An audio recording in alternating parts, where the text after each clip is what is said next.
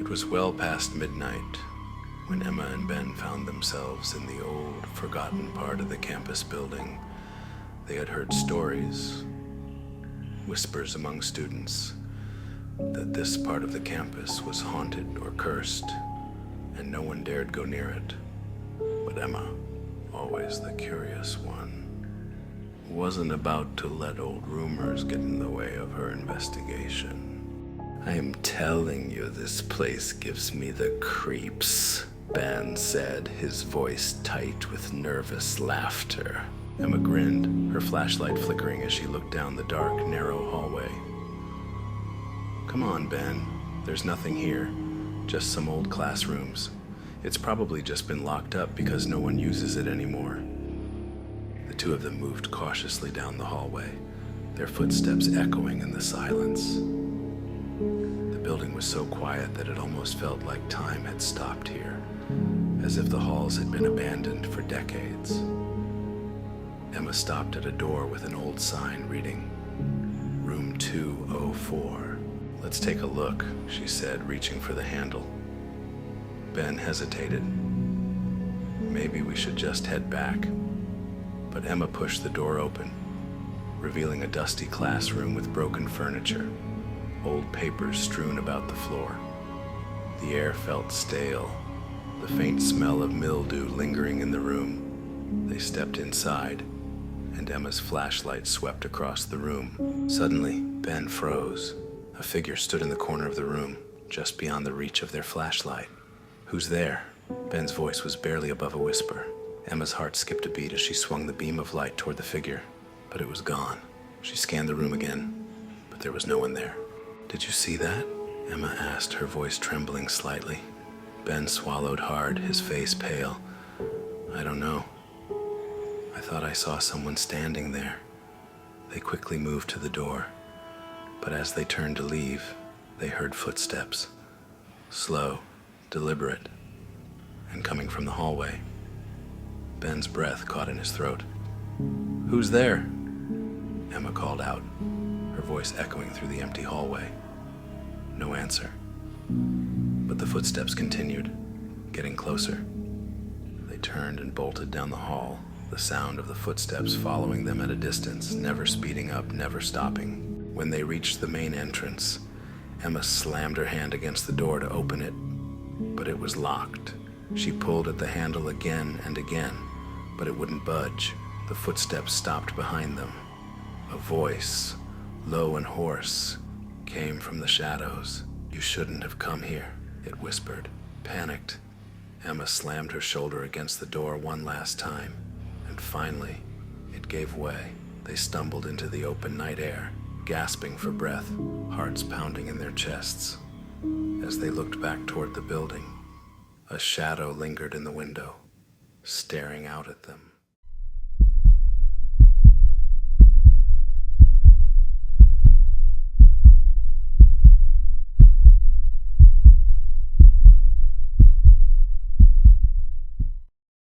Sophia's first few weeks at college hadn't gone as smoothly as she had hoped. She hadn't quite found her place, and the chaos of the dormitory was starting to wear her down. Her roommate, Megan, seemed to thrive in the busy atmosphere, but Sophia couldn't shake the feeling that something was off about the building.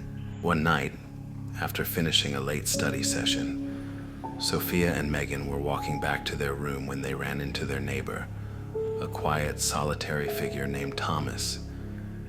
He lived down the hall in room 206, a door that was always shut tight, with no light peeking out from underneath. "Hey, Thomas," Megan greeted him with a bright smile. "What's up?" Thomas didn't respond. He simply stood there, staring at them with his dull, empty eyes. His face was pale, almost sickly, and his hands were clenched tightly at his sides. Sophia felt a chill run down her spine. There was something unsettling about him, something that made her want to turn around and walk the other way. "Good night," she said quickly, grabbing Megan by the arm and pulling her away. But as they walked down the hall, Sophia couldn't shake the feeling that Thomas was still watching them. She glanced over her shoulder to see him standing in the same spot, unmoving, his eyes following them. A few days later, Sophia was alone in the dorm room, trying to catch up on some homework, when there was a knock at the door. She opened it to find Thomas standing there, his face expressionless. "Hi, can I help you?" she asked, her voice nervous. Without a word, Thomas pushed past her into the room. He moved like a ghost, his steps silent, his eyes focused on the far corner. Sophia froze in shock as he walked to the window, staring out into the night, still silent. "Thomas?" she said, her voice shaky. "Are you okay?" He turned slowly toward her, his eyes wide and unfocused. "It's watching," he muttered. "What's watching?" Sophia asked, confused. But before Thomas could answer, there was a loud bang from down the hall. It sounded like a door slamming shut. When Sophia turned back to ask him what was happening, Thomas had vanished, just gone, like he was never there at all. Terrified, Sophia rushed to Megan, who was in the common area downstairs. She told her about the strange encounter, but Megan only laughed it off. "You're overthinking it," Megan said. "He's just weird." That night, as Sophia lay in bed, trying to fall asleep, she heard it. A faint tapping noise from the direction of Thomas's room. It wasn't like the usual sounds of dorm life. This was deliberate, rhythmic. She waited for a moment, unsure if she should investigate. But then it stopped. The next morning, when she passed by room 206, she noticed the door was cracked open. Curious, she peeked inside. It was empty, except for the walls, which were covered in scribbled, frantic writing. The word "watching" was written everywhere in different shades of red.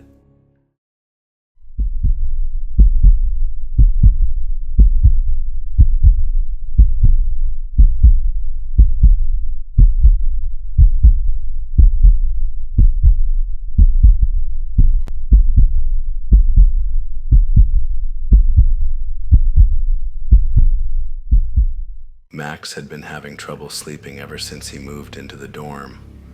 It wasn't the noise or the people. He could handle that. No, it was something else. His phone. Every night, without fail, it would buzz just as he was about to drift off to sleep. At first, it was just a text message or an email. But soon, it started to get stranger. Late-night calls from unlisted numbers, followed by long silences. He would answer, expecting to hear a voice, but instead there would just be static. Then the line would go dead. One night, after yet another call at 3 a.m., Max decided to investigate. He turned on his flashlight and checked the hallway outside his door. No one. The door was locked, but when he checked his phone, the call log was empty, like the calls had never happened. The next night, it happened again and again. But this time, something was different. This time, Max decided to trace the calls. He answered, but this time he didn't wait for the silence to take over. Max said into the phone sternly, "Who is this? What do you want?" A voice, low and distorted, came through the line.